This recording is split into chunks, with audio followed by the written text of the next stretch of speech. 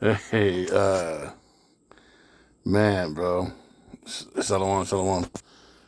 Look at this. Amalek, clowning Amalek. Usually when it's like this, it's controlled opposition, but look at this.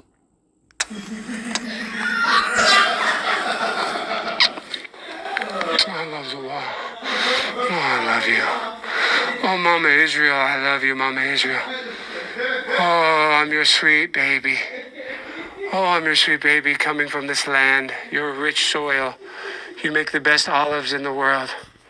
Your olive oil will make pasta in Italy taste so delicious. Jesus walked on this wall. I miss you, Jesus. Even though I don't believe in what you say because of the Talmud, what Talmud taught me. Ladies and gentlemen, boys and girls, children of all ages, welcome to Prime Time with Alex Stein. I'm your host, Alejandro Stein, and tonight we have a lot of explaining to do. I just want to come on here. Yes, Alex Stein was born into a Jewish family in the Soviet Union and later immigrated to Israel with his family. He has a strong connection to Jewish tradition and institutions, having studied at the Leo Bake School in Haifa, and then the Hebrew University of Jerusalem.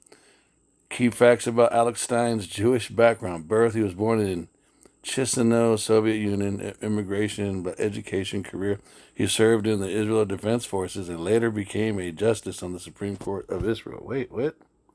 Okay, this is who they're talking about. No. All right, Salakia, you guys. Alex Stein. Alex, comedian. Okay, let me go back. Salakia.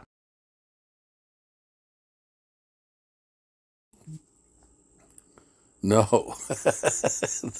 The Alex Stein, who is a comedian, is not the same person as the Israeli law professor. Fucking AI, bro. Salakia for that. So I didn't know. So he's an Edomite, though. I thought he was Stein. What is Stein? I thought Stein was one of those names, you know. So no, Alex Stein, who is a comedian, is not the same person as the Israeli law professor and former judge Alex Stein, who was born into a Jewish family and immigrant. The comedian Alex Stein has not publicly shared details about his religious background. See how they switched to religious background? It's not, well, being a Hebrew Israelite. It's not a religion. It's a bloodline. It's a seed line. It's a seed. It's Abraham, Isaac, and Jacob. It's a seed. It's not a belief system. See how they showed you right there? Alex Stein, the comedian, is known for his controversial and provocative comedy, often involving interactions with the public and political figures. He has been involved with various media projects, online content, but no information about his Jewish heritage is available for the public source. Okay. So that's this guy, the comedian. Talk about the elephant in the room. Everybody saw last week while I was hosting Tim Pool's show, Timcast IRL, one of the biggest political live streams on the internet. I had a confrontation. I had a conflict on the show, and I spoke out, and I said some stuff that was construed as anti-Semitic. And everybody knows that when you accidentally do something or purposely do something anti-Semitic, there's one way to correct that. And that is by apologizing to the chosen people for my transgressions. Which there is nothing in the scriptures that says that. That is not a law. In fact, the true Hebrew Israelites, the 12 tribes, are at enemies or at odds with everyone based on, good Lord, Psalms 83. Okay? There's no law. Look, Psalms 83, man. But what he's saying is true. Okay, so, oh God, this is the Psalm of Asaph. Oh God, hold thy peace, and be not still, O power. For lo, thine enemies make a tumult, and they that hate thee have lifted up the head. They have taken crafty counsel against thy people, and consulted against thy hidden ones. That's us. They have said, come, let us cut them off from being a nation, that the name of Israel may be no more in remembrance. For they have consulted together with one consent. They are confederate against thee.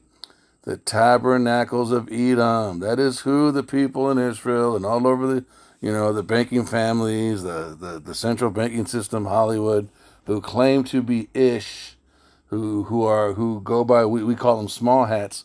That's who they are. And Amalek is the head tribe. The tabernacles of Edom and the Ishmaelites and Moab and the Hagarians. And this is the confederacy of nations. This is all the leaderships of these nations that are in cahoots with Edom and Amalek to hide our identity and to follow after them for positions on this earth. Gebal and Ammon and Amalek, the Philistines, with the inhabitants of Tyre. Ashur also is joined with them.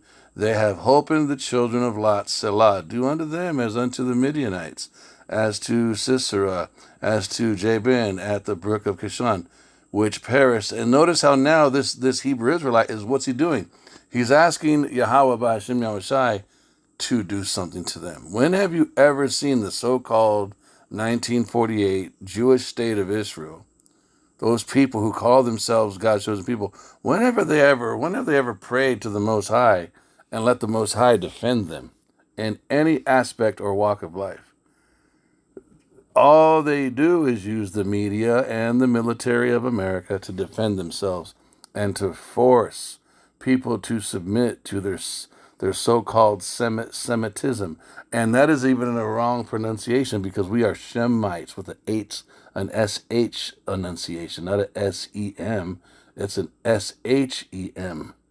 We are Shemites, not Semites. You see how crazy this is? They never do this. And so he's mocking it. This guy's mocking it, but what he's mocking is true. I also want to digitally show you that I respect all Jewish people by, come over here. I'm going to go to the Wailing Wall digitally. So what I'm doing here is a show of faith. Baruch Hashanah, Baruch Hana Hashanah. I am sorry, Jesus is not that great. I agree with your take about Jesus not being that cool. I forgive you for stabbing him on the cross. He tore down your temple, and so he was asking for it. I learned all this. And I think if you look at that statue right there, that mannequin, it's wearing the headdress of what the Reubenites or the Gadites used to wear over here in the Americas. If I'm correct. If you guys know that, study that, that's the Northern Kingdom's headdress. That's Reuben or Gad, bro. Or the Seminole Indians. I think it's Reuben, though. At Auschwitz,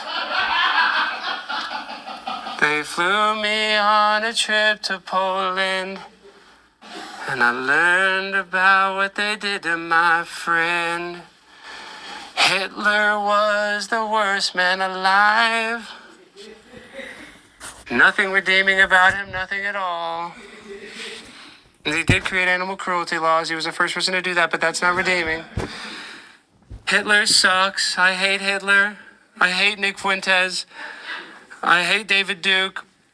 I'm sorry for what I said. Please forgive me. Seriously, ever since that thing went viral, all I have is hate in my DMs. I love Jewish people. I love the Talmud. I love what it says.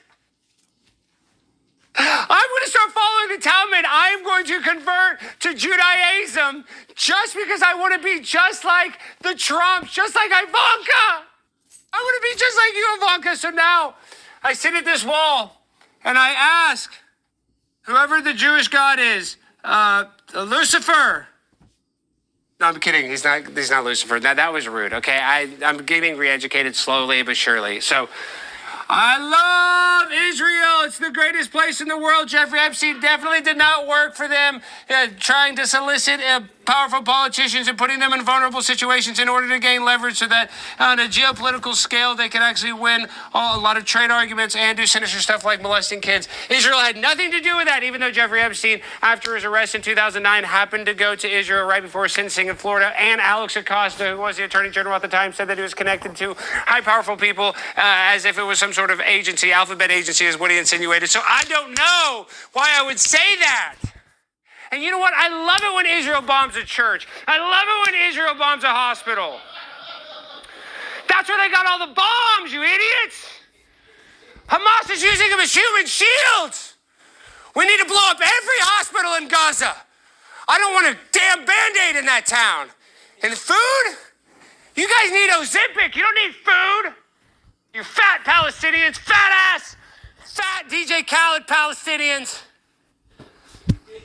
I love Israel. I love when you send gay influencers there to do gay stuff on the Western Wall or the Wailing Wall, or whatever the hell they did. I love it. Who was that influencer that was there recently? Xavier. He did that. How he bent over. I love when you send gay influencers there to do gay stuff on the Western Wall or the Wailing Wall, or whatever the hell they did. I love it. Who was that influencer that was there recently? Xavier. I love when you put Xavier doggy style on the wall. That's what we need. We need more black men in Israel. The black Hebrew Israelites were the original Israeli Jew. Black Hebrew Israelites. So, what did we learn? Well, we learned that I was wrong. And the Jewish Illuminati is more powerful than you could ever imagine. And that's why I'm here today correcting the record. Maybe if DeCarlos Brown would have taken one trip to Israel, one free vacation, he could be like Congressman Richie Torres. So that's what we need to do. We need to send our criminals and gangbangers to Israel. I'm asking Benjamin Netanyahu, Naftali Bennett. Is that how you say it, Naftali Bennett? Yep. Naftali, Bibi. I want to create a program where I get the blackest, biggest criminals, ex-cons. We send them to the wall. They go to Jerusalem. You deal with them a little bit. Re-educate them like you re-educated me. You could solve the problem. Just like how you guys helped NWA and how you guys helped all those black rappers. Let's ship them all to Israel. And we could end the hate that we're currently experiencing in America. What does the chat think about that idea? Gotta kiss the wall. Oh, okay. Hold on. Get it. Make sure you can see it.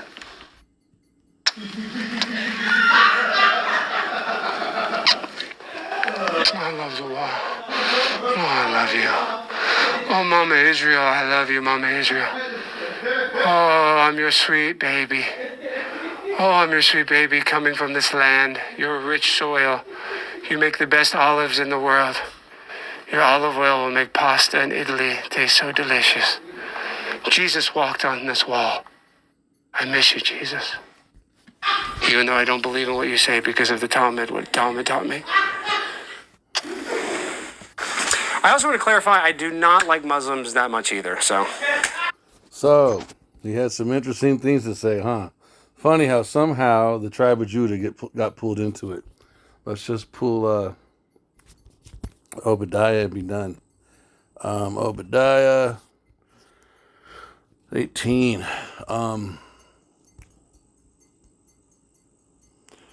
Obadiah 1:18. And the house of Jacob shall be a fire, and the house of Joseph a flame, and the house of Esau for stubble, and they shall kindle in them and devour them, and there shall not be any remaining of the house of Esau, for Yahweh has spoken it. Okay, so these are the precepts. Let me see, what is it? I think it's in this one. Judah shall possess. Judah shall possess the mountain of Esau, the mount of Esau, the mount of Esau. Yeah, it was one up before. I thought so. I wasn't thinking. Okay, but Mount Zion but upon Mount Zion shall be deliverance. That's your 144,000, including the 1/3 innumerable multitude, the hopeful elect. But upon Mount Zion shall be deliverance, and there shall be holiness, and the house of Jacob shall possess their possessions. No, no, I wanted to, hold up. Yes, it does. Judah shall possess the mount of Esau, shall possess the mount. She's talking about Willis. Here it is. And they of the south shall possess the mount of Esau. Talking about Judah. Salakia. It's Obadiah 119. Salakia. And they of the south shall possess the mount of Esau, and they of the plain, the Philistines, and they shall possess the fields of Ephraim and the fields of Samaria, and Benjamin shall possess Gilead. So these are the prophecies. Interesting how he's going in. So he was allowed. He was set up to do this. Okay, to mock all that. But notice how he conveniently wove in the so-called black Hebrew Israelites, even though we're not black. Something about the tribe of Judah, man. So pray that this was edifying. Only of all praise and glory to Yahweh by Shem Yahushai by Shem Rakokadash. Double honors to the elders and apostles whom I learned from. Shalom.